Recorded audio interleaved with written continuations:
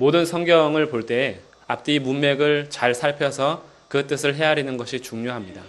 특히 오늘 같은 본문은 우리가 너무나 잘 알고 있는 예수님의 비유이기 때문에 더욱더 예수님께서 왜 이 비유를 하셨는지 앞뒤 문맥을 잘 살피는 것이 너무나 중요합니다.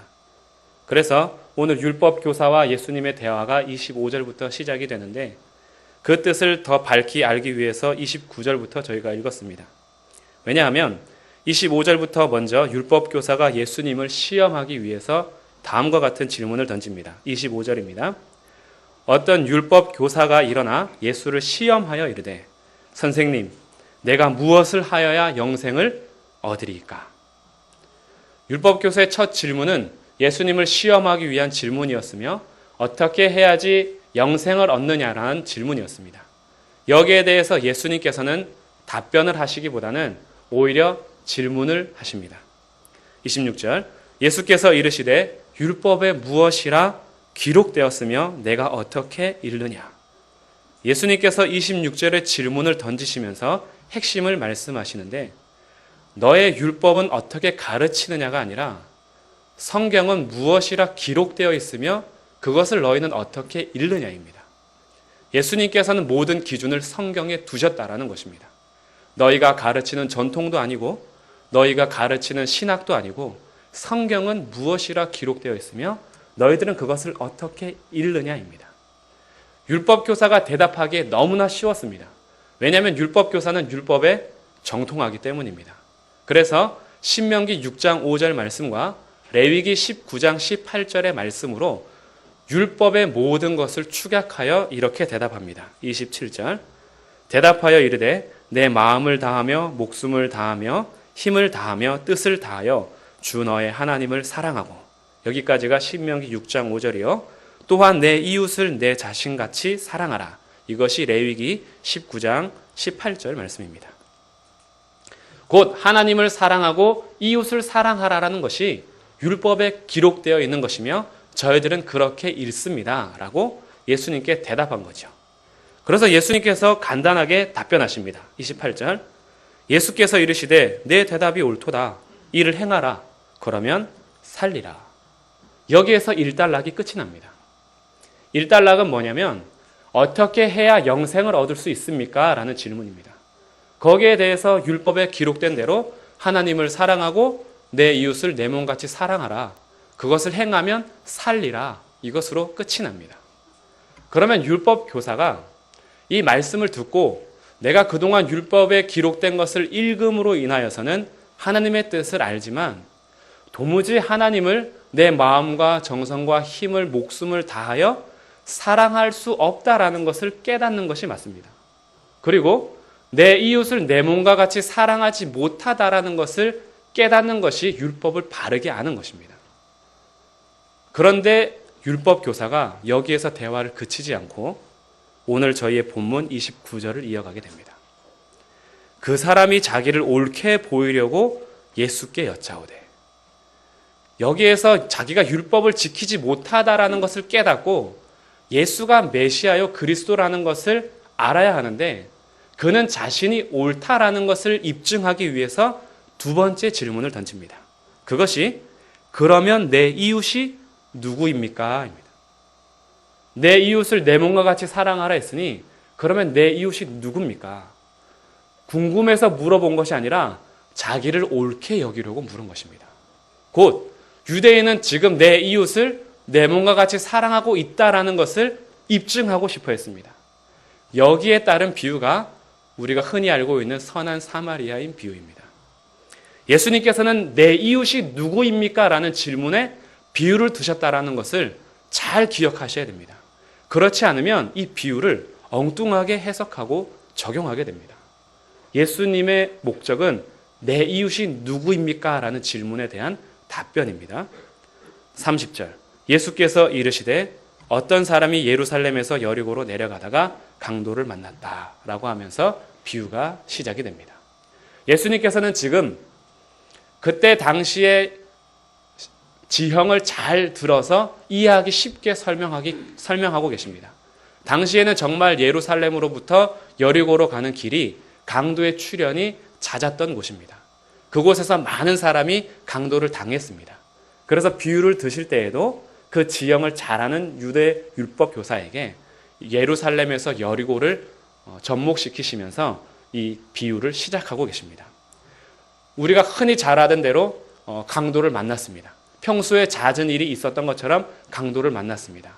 그리고 그의 옷을 벗기고 강도들이 심하게 때려서 거의 죽은 것 같은 그 사람을 버리고 강도들은 도망갑니다.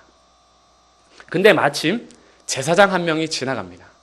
그런데 그를 보았지만 가까이 갈 수 없어서 그를 피해 갑니다. 두 번째 또 한 레위인이 지나갑니다. 이 레위인 또한 그가 거의 죽은 것을 보고 그냥 피해서 다른 길로 갑니다.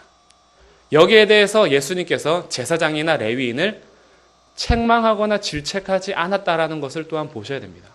왜냐하면 제사장이나 레위인은 율법에 기록된 대로 자기의 제사 직무를 하고 성막에서 봉사를 하기 위해서는 시체를 가까이 하면 안 된다라는 율법을 지키는 중입니다. 자기가 시체를 가까이 했다가는 자기가 지금 가는 그곳에서 봉사해야 될 성막의 일이나 성전에서 제사를 집행해야 될 일을 자기도 부정하게 되기 때문에 할 수 없는 것입니다. 그러니 지금 제사장과 레위인은 어떻게 보면 자기 직책에 충실한 중입니다. 그러면 다음에 등장해야 될 사람이 율법 교사의 입장에서는 그냥 평신도 유대인이어야 합니다. 그런데 예수님께서는 제사장과 레위인은 율법을 지키기 때문에 피해 갔다 하더라도 평신도 유대인을 등장시키시는 것이 아니라 당시 유대인에게 아주 멸시를 받았던, 상종도 하지 않아서 그들이 사는 지역조차도 지나가지 않는 그 사마리아인을 등장시키십니다.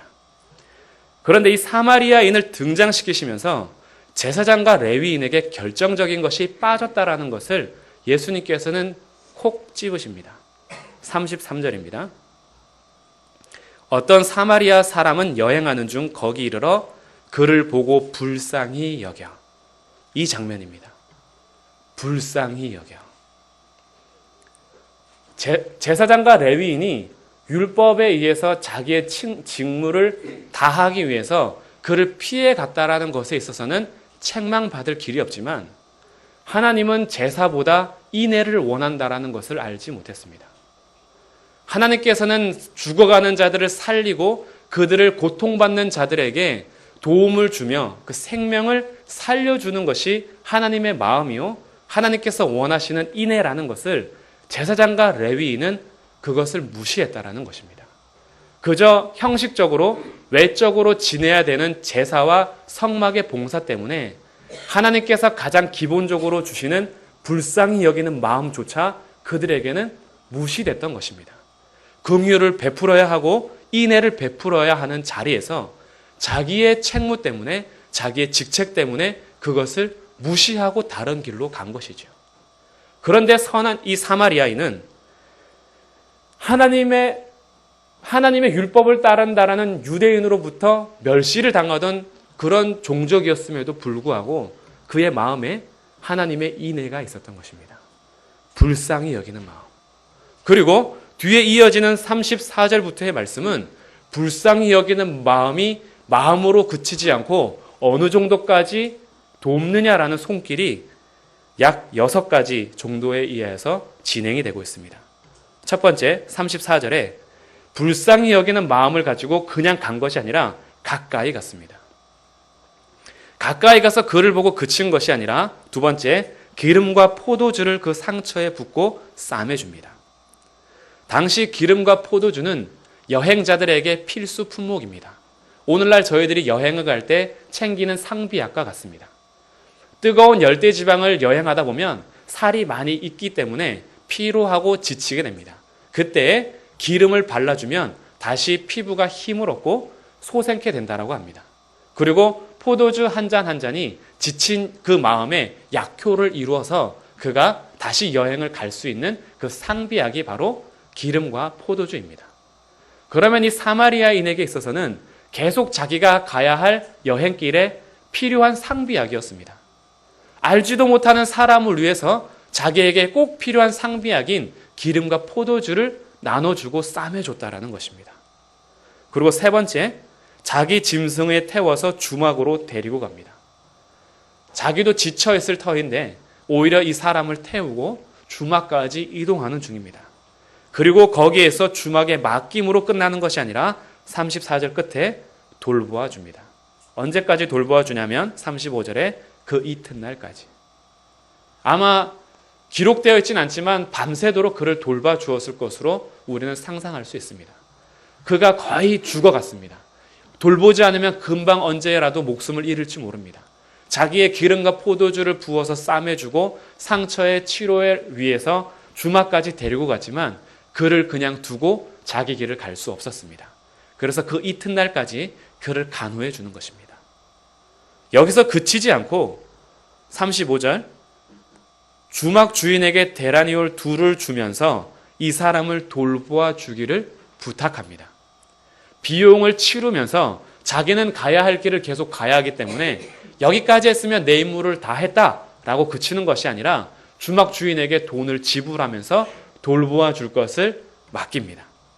그리고 마지막 여섯 번째, 비용이 더 들면 돌아올 때에 내가 갚겠습니다 라고 하므로 끝까지 책임지는 사마리아인의 모습을 예수님께서는 등장시키셨다라는 것입니다.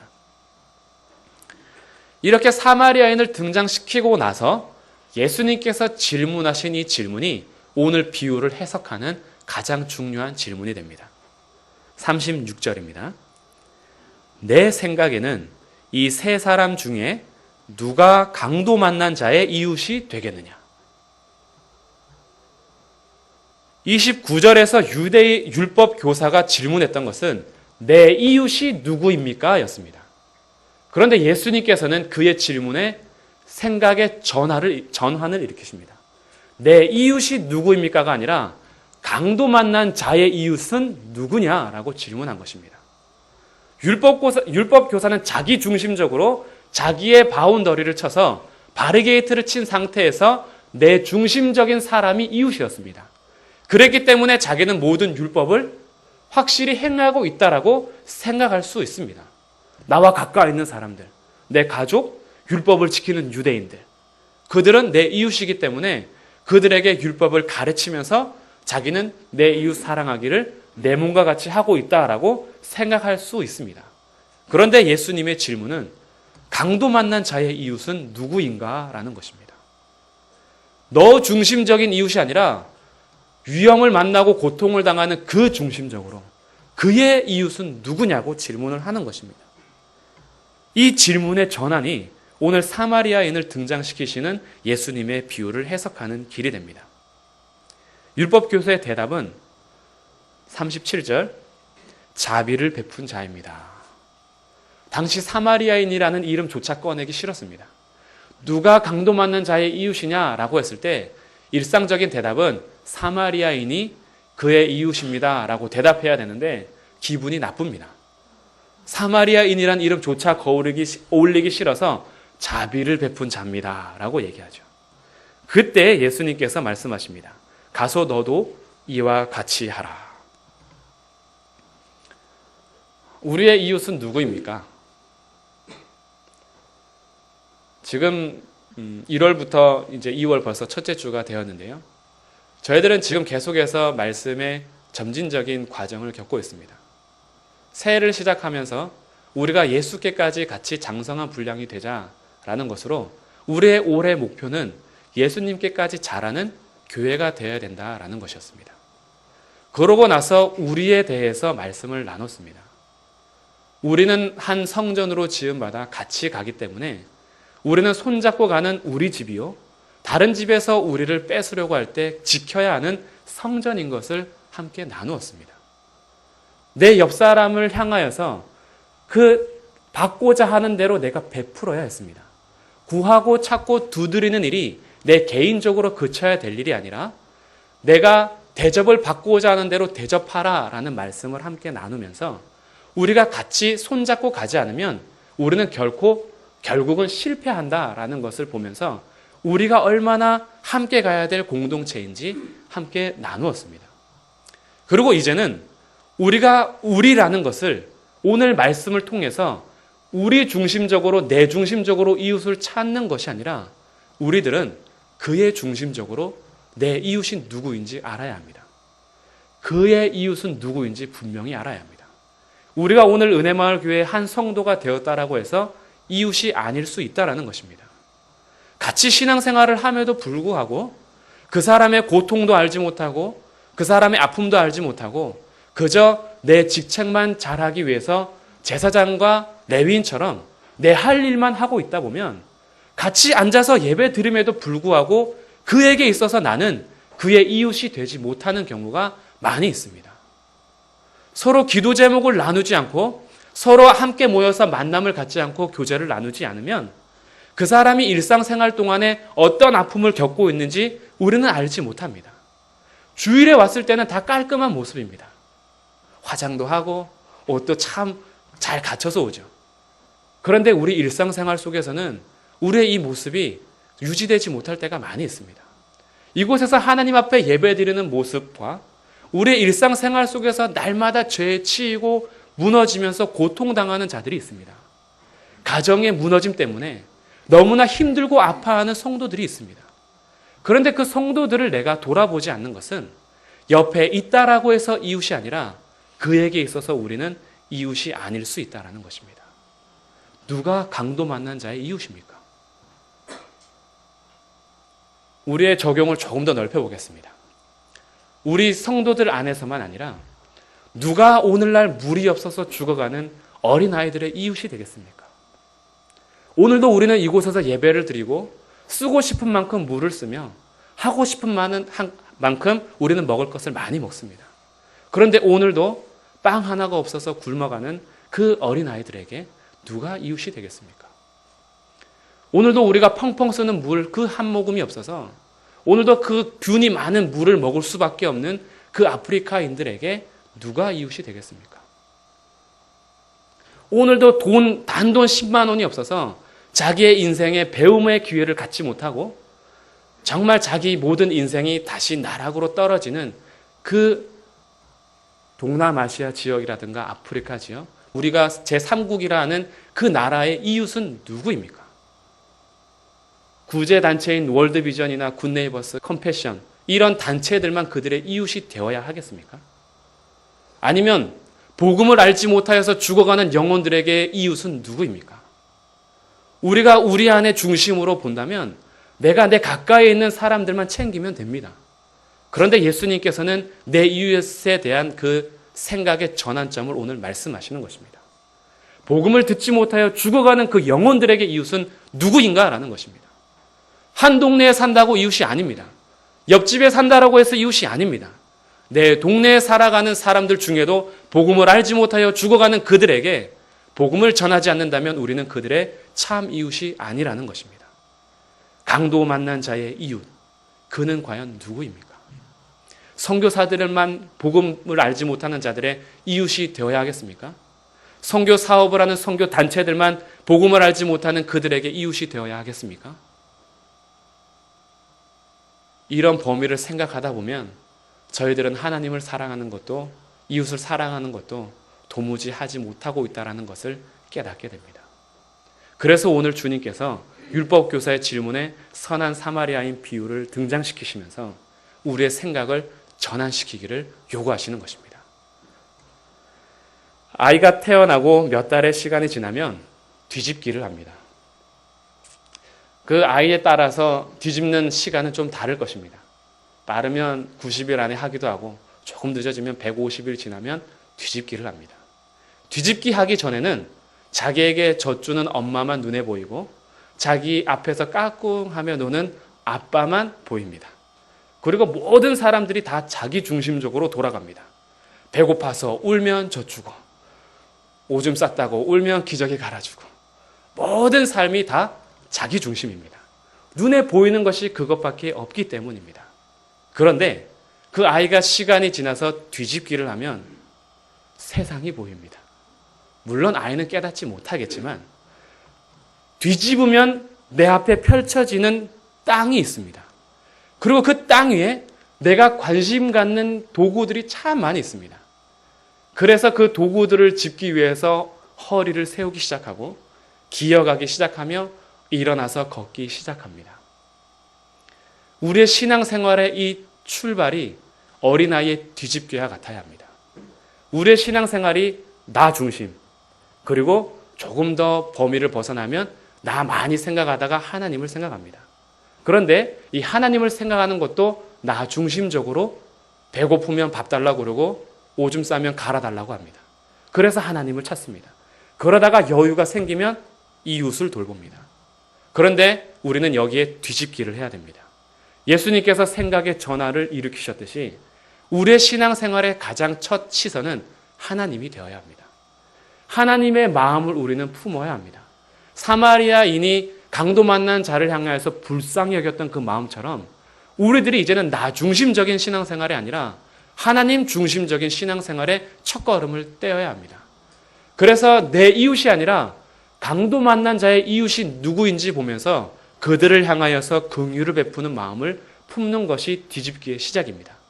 그렇게 뒤집으면 그 다음에 이웃을 향해서 가는 것이 우리의 신앙생활이 되어야 합니다. 나만을 위해서 신앙생활을 하고 나만을 위해서 하나님을 찾다 보면 이웃을 언젠가는 섬기겠지라고 생각하겠지만 평생 나만 생각하다가 이웃을 돌볼 여유가 없을 것입니다. 그런데 이것을 뒤집어서 하나님 중심적으로 살아가며 나 중심이 아니라 타인 중심으로 우리 신앙생활을 하다 보면 나를 돌볼 겨를이 없을 것입니다. 그러면 손해를 보는 것 같습니다.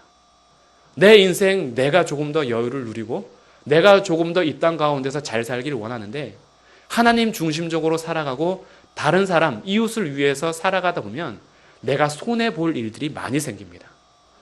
내가 그들의 이웃이 되기 위해서 아프리카에 단돈 3만 원이라도 매월 보내기 위해서는 내가 한 달에 써야 될 3만 원을 포기해야 합니다. 내가 이웃에게 복음을 전하기 위해서 내 시간을 투자하게 되면 내가 나를 위해서 취해야 될 쉼을 포기해야 됩니다. 그렇게 다른 사람을 위해서 신앙생활을 하다 보면 나를 챙길 여유가 없어서 때로는 손해보는 것 같습니다. 그러나 기억하십시오. 하나님께서 하나님만 생각하셨다면 죄인을 위해서 예수님을 이 땅 가운데 보내주실 여유가 없었을 것입니다. 예수님께서 자기만 생각하셨다면 높고 높은 보좌를 버리시고 이 비천한 땅 가운데 오지 않으셨을 것입니다. 그런데 예수님께서 이 땅 가운데 오셔서 자기 목숨을 죄인을 위하여 포기하셨습니다. 그러면 예수님의 입장에서는 손해를 보는 것 같을 터인데 하나님께서는 이 예수님의 이름을 모든 이름 위에 뛰어난 이름으로 높이셨습니다. 그리고 하늘의 영광 가운데 다시 앉히셨습니다. 이것이 성도의 삶입니다.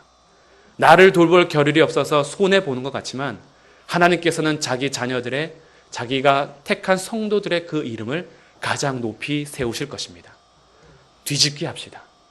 나 중심적으로 여기고 나 중심적으로 찾았던 이웃이 아니라 그 중심적인 신앙생활, 그의 이웃은 누구인가라는 예수님의 질문을 생각하면서 우리들의 신앙생활이 나만 돌보지 않고 이웃을 돌보는 신앙생활이 되기를 주님의 이름으로 축복합니다. 36절, 37절입니다. 내 생각에는 이 세 사람 중에 누가 강도 만난 자의 이웃이 되겠느냐? 이르되 자비를 베푼 자니이다. 예수께서 이르시되 가서 너도 이와 같이 하라 하시니라. 기도하겠습니다. 하나님, 주님께서 우리를 구원하시고 택하셔서 하나님 자녀를 삼아 주셔서 너무나 놀라운 영광과 신령한 복을 허락하여 주셨는데 우리가 이러한 복들을 자꾸만 나 중심적으로 누리려고만 하고 우리가 내 중심적으로 신앙생활을 하다 보니 강도 만난 자를 돌볼 겨를이 없었습니다. 나는 하나님 앞에 예배하기 위해서 제사장처럼 그 길을 피해 가야 했고 레위인처럼 성막 봉사를 위해서 강도 만난 자를 피해 가야 했습니다. 그런데 그렇게 살다 보니 하나님께서 진정 원하시는 아버지의 마음은 우리에게서 상실되고 있었습니다. 하나님 아버지의 마음을 우리가 회복하고 예수 그리스도의 그 마음을 우리가 다시 한번 생각하면서 우리가 이제는 나 중심적으로가 아니라 이미 우리에게 허락하신 신령한 복을 누리면서 다른 사람을 위하여 나눠줄 수 있는 그 삶의 자리로 갈 수 있도록 은혜를 베풀어 주옵소서. 여전히 누워서 엄마 젖만 요구하고 나만을 위해서 모든 것을 해달라는 어린아이가 아니라 이제는 뒤집어서 다른 사람에게 갈 수 있는 그 시선을 우리 전환시켜 주셔서 이제는 하나님을 위하여 다른 사람을 위하여 우리의 한 걸음 한 걸음 삶을 옮길 수 있도록 우리를 성장시켜 주옵소서. 그래서 이제는 주님께서 가서 이와 같이 하라라는 예수님의 명령을 따라서 우리도 강도 만난 자의 이웃으로 살기를 원합니다. 우리의 결심과 결단과 깨달음이 여기서 그치고 우리의 삶 속에서는 적용되지 않을 때가 많이 있사오니 성령이여 우리를 충만하게 하여 주셔서 우리의 힘과 능으로 할 수 없는 일들을 하나님께서 이뤄가 주옵소서. 그럴 때 우리는 우리의 마음을 순종하고 우리의 삶 속에서 하나님의 말씀을 순종하는 주님의 참된 도구가 되도록 은혜를 베풀어 주옵소서. 우리 주 예수 그리스도의 이름으로 기도드립니다. 아멘.